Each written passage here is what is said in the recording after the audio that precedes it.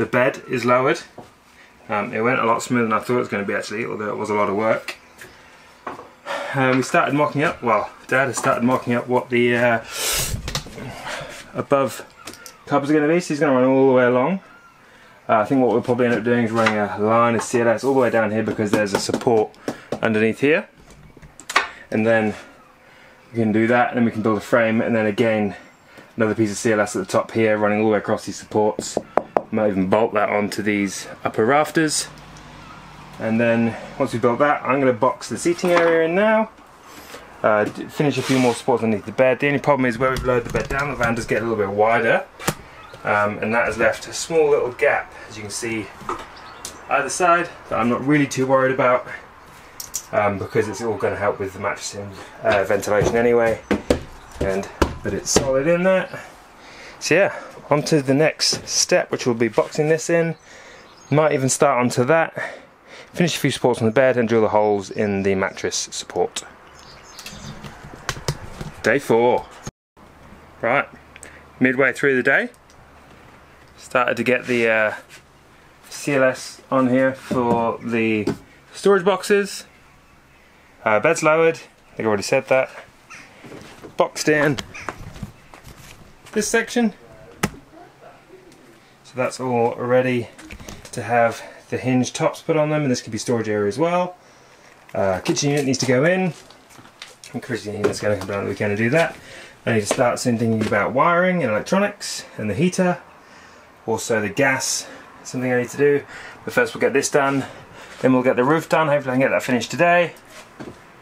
And panel this area in. And that will be enough for today. But it is 30 degrees in the UK. We don't go like this but much often, so we are off to the beach. Go do some swimming and then work on it in the evenings because it's just a bit too hot.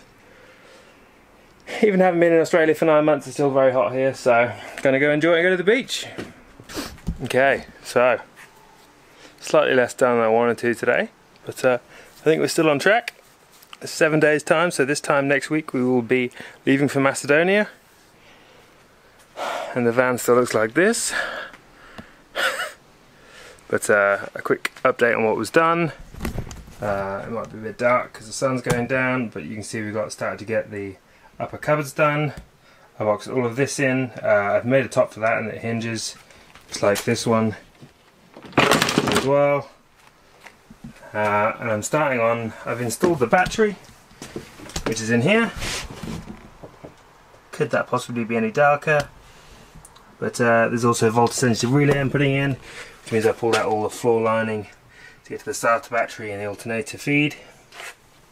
That's all going in. I've also been to a pretty cool place down here called Clear Cut Conversions, and they supplied me with a consumer unit and a battery charger, so they can have 240 volt hookup so that Christina can dry her hair in the mornings.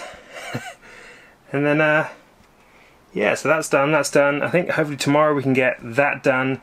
And then we're going to be cladding this and the roof and that side piece. So that's this side piece and the roof across here.